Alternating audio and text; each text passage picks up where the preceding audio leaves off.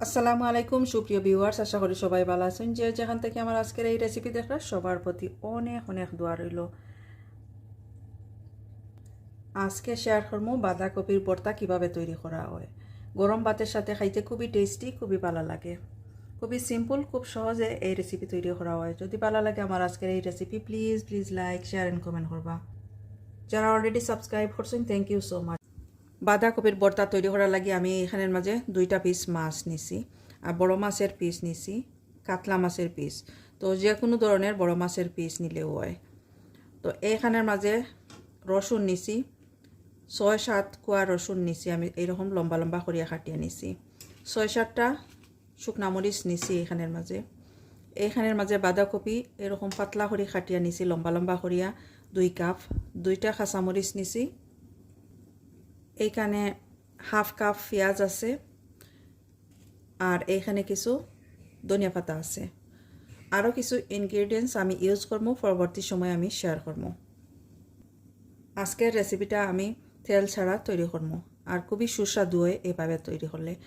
শুধু মাছ ভাজি করার লাগি অল্প কিছু তেল আমি ইউজ করবো, আর অন্যান্য জিনিস আমি তেল ছাড়া এমনিতেই বাজিয়ে নিমো। যারা তেল পছন্দ করেন তেল দিয়ে ওগুলা বাজিয়ে নিতে পারবা। তো তেল ছাড়া খাইলে খুবই টেস্টি হয় আর খুবই সুস্বাদু হয়, এই কারণে আমি আজকের রেসিপির তেল ইউজ করতাম না। তো কীভাবে ভর্তা তৈরি করি আর এখন শেয়ার করবো। এখন আমি যে কাজটা করবো, এইখানে 2 পিস মাছ আছে। মাছের মাঝে আমি কিছু স্পাইস অ্যাড করবো। তো কিতা কিতা স্পাইস অ্যাড করি আর এখন শেয়ার করবো। প্রথমে দিয়ার 1/4 টিস্পুন চিলি পাউডার,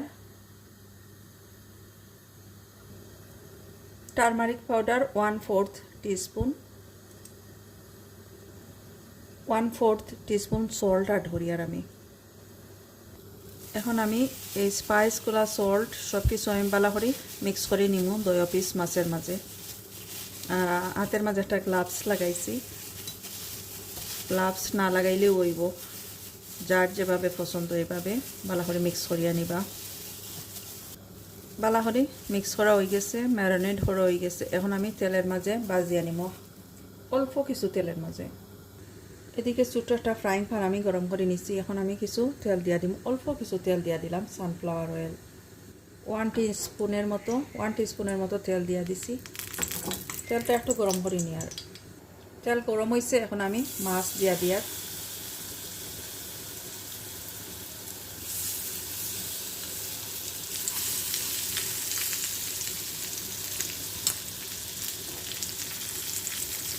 মাছ আমি 2 সাইড সুন্দর করে ভাজিয়ে নিব, যেভাবে মাছ ভাজি করেন ঠিক এইভাবেই।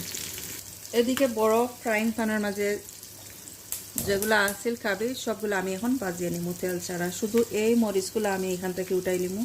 এই মরিচগুলো আমি শুকনো আর একটা ফ্রাইং প্যানের মাঝে ভাজিয়ে নিব তেল ছাড়া।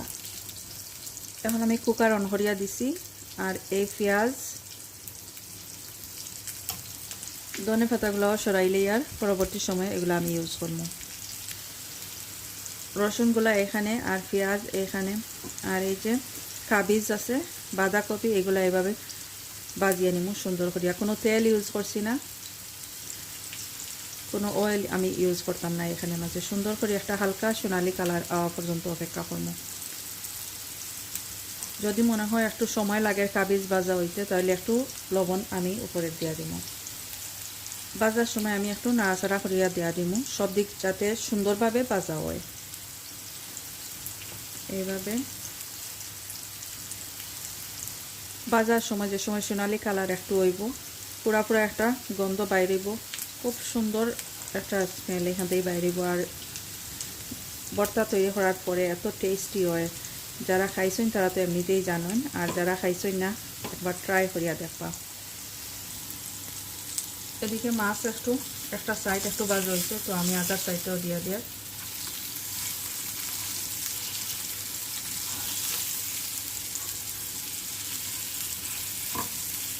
দয়া সাইড আমি ভালো করে ভাজিয়ে নিব। কাবিজের মাঝে আমি অল্প পরিমাণ লবণ দিয়ে দিই, আর অল্প দিছি কারণ যদি বেশি হয়ে যায় কাবিজ সিদ্ধ হওয়ার পরে। অলরেডি মাছের মাঝে আমি দিয়া দিছি, কম হইলে কোনো অসুবিধা নাই, পরবর্তী সময়ে দেওয়া যাইব। এই যে মরিচগুলো আমি অল্প কিছু সল্ট লবণ অ্যাড করি এগুলো বাজিয়ে নিছি, তেল দিছি না এখানের মাঝে, শুকনা এমনিতেই বাজিয়ে নিছি। কাবিজ ভাজা হয়ে গেছে, আমি 2 টেবিল চামচ পানি দিয়া দিছিলাম বালা করে সফট হওয়ার লাগি। এগুলা ভাজা হয়ে গেছে, এখন তাই আনিম। সবগুলো আমি এখানের মাঝে রাখছি বাজিয়া। এখন মাছ যে আছে, মাছের কাঁটা আছে, কাঁটাগুলো আমি একটা একটা করে এরকম পরিষ্কার করিয়া নিমু, বাছিয়া নিমু এখান থেকে কাঁটা। এই তো মাছগুলো আমি কাঁটা ছাড়াইয়া নিছি এখান থেকে। এখানে যে মরিচ আছে, মরিচের মাঝে আমি সামান্য একটু লবণ দিমু, একটু সল্ট দিয়ার, যেমন বেশি দিয়ার না, কারণ অলরেডি আমি মাছের মাঝে আর কাবিজের মাঝে দিয়া দিছি। তো এখান থেকে 2টা মরিচ সরাইয়া রাখি দিমু, যদি মনে হয় জাল একটু কম হয়েছে তাহলে দিয়া দিমু। আমি আবার বেশি জাল পছন্দ করি না। তো লবণ দিয়া এই মরিচগুলা ভালো করি এইখানের মাঝে ভাঙ্গিয়া নিয়ার। হাতের মাঝে একটা গ্লাভস লাগাইয়াও করা যায়। এই যে আমি এরকম ভাঙ্গিয়া নিছি। এখন আমি এইখানের মাঝে রসুন, এই পেঁয়াজ, কাবিজ আছে, মরিচ আর মাছ, আরও কিছু জিনিস অ্যাড করিয়ার, কিছু ধনেপাতা আমি উপর দিকে দিয়া দিয়ার। এখানে কিছু পেঁয়াজের পাতা আছে, স্প্রিং অনিয়ন, এগুলা দিয়া দিয়ার আছে, রসুনের পাতা, এগুলা দিয়া দিয়ার। খুব টেস্টি হয় এগুলা দিলে। আমার গার্ডেনের ফ্রেশ পেঁয়াজের পাতা, রসুনের পাতা আছে। তো সব কিছু আমি একসাথে মাখাইয়া নিমু। আর কিছু তেল দিয়া দিয়ার, এখন সরিষার তেল, মাস্টার্ড অয়েল আমি এখন দিয়া দিয়ার। বাজার সময় আমি তেল ইউজ করছি না, সুন্দর একটা গ্রান আইতো করি। এখন আমি একটু অল্প তেল দিয়া দিয়ার, টেস্টটা আর একটু বাড়ার লাগি। আর সরিষার তেল দিলে ভর্তার মাঝে খাইতে খুবই টেস্ট হয়, সবারই জানা আছে। তো আমি বালা করে এগুলা মিক্স করি নিয়ার। আমি আর একটু মরিচ দিয়া দিয়ার, একটু কম হয়েছে মনে হয়, আর একটু মরিচ দিয়া দিয়ার এখান থেকে ভাঙ্গিয়া। সামান্য পরিমাণ লবণ দিয়া দিয়া, লবণ একটু কম হয়েছে। তো বালা করে মাখাইয়া নিয়ার। মাশাআল্লাহ, অনেক সুন্দর একটা গ্রান বাইরিছে, অনেক টেস্টি হয়েছে। গরম ভাতের সাথে খাইতে খুবই ভালো লাগবো। তো যদি ভালো লাগে আমার আজকের এই recipe, please like, share and comment করবা। যারা অলরেডি সাবস্ক্রাইব করছেন, থ্যাংক ইউ সো মাচ। ভালো থাকা সবাই, আজকে এই পর্যন্তই, এখানে বিদায় নিচ্ছি। আল্লাহ হাফেজ।